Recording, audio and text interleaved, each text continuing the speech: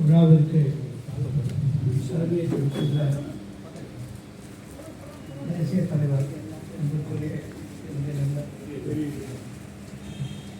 என்னுடைய வணக்கத்தை நான் தெரிவித்துக் கொள்கின்றேன்.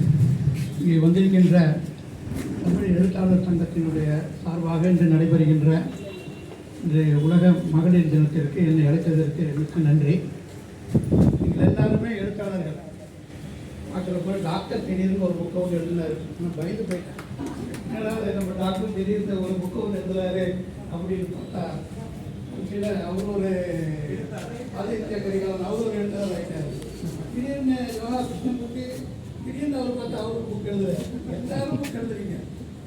நான் இது வரைக்கும் காலேஜில் படித்ததில் இருந்து அப்புறம் புக் எழுதுறது சிந்தனையே எனக்கு கொள்ள. ஏன்னா தொடர்ந்து ஏதாவது ஒரு பொறுப்பு எடுத்துகிட்டே இருக்கும்.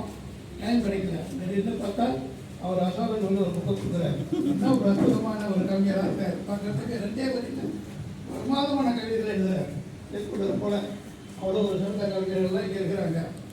அவர்கள் மத்தியில் பேசுவது என்பது சரியாக இருக்காது என்பது எனக்கு ஒரு அச்சமாக இருக்கின்றது.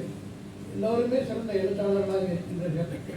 இதில் என்ன அப்படின்னா தமிழ் எழுத்தாளர்கள் தமிழை படிக்கின்ற நபர்கள் மிக மிக குறைவு.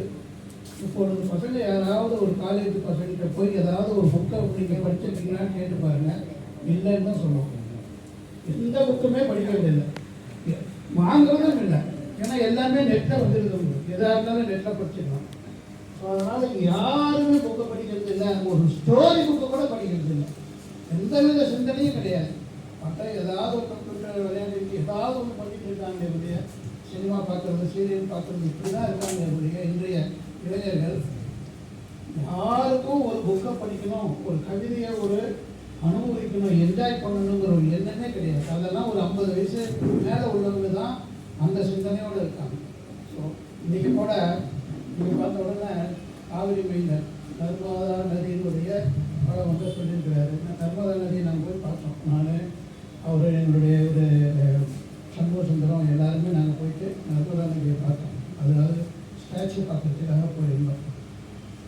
நர்மதா என்ற பெயர் ஒரு அமைதியான ஒரு நதி.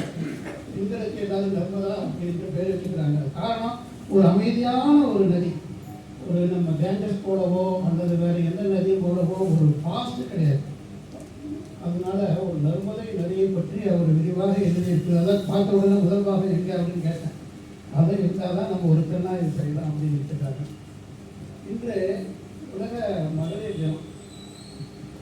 பெண்களுக்காக ஒரு நடத்தப்படுகின்ற ஒரு நிகழ்ச்சி. நான் கூட நிறைய பெண்கள் வருவாங்கன்னு பார்த்தேன். இந்த எழுத்தாளர்கள் கடைசியில் பெண்கள் எழுத்தாளர்கள் ரொம்ப கம்மியாக இருக்காங்க போல இருக்கு. ஆட்களே வரல. எல்லாரும் பார்த்தா ஆண் எழுத்தாளர்களாக இருக்காங்க. இது பெண்ணுடைய மகளிர் தினமா ஆண்களுடைய தினமா என்று தெரியாத அளவில் ஒரு 4-5 பேர் தான் பெண்களாக இருக்காங்க. தமிழை பொறுத்த வரைக்கும் பெண் கவிஞர்கள் நீங்கள் சங்க காலத்தில் இருந்து இருக்காங்க. எங்கேயோ